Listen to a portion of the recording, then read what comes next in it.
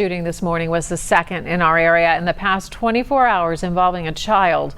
David Winter joins us from Children's Hospital with new information on another incident in the West End. David.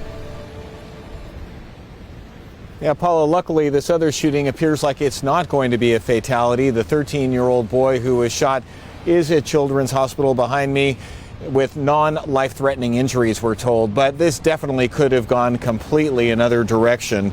And here's how it all went down. It was last night at just past 7 at the corner of Lynn and Livingston in the West End. Police say a 14-year-old boy shot a 13-year-old boy.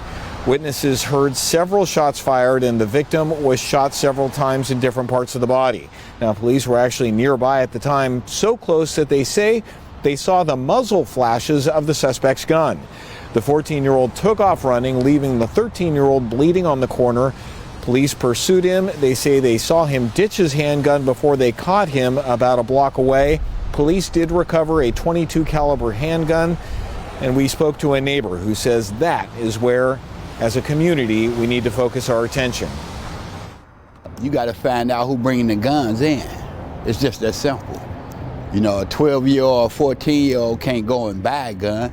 You know, they can on the street, but legally they can't. So you got to stop the person that's bringing it in. That's the main core. You got to go to the core of the situation. You know, in order for the community to get better, you got to hit the source. Who bringing the guns in? How they getting these guns?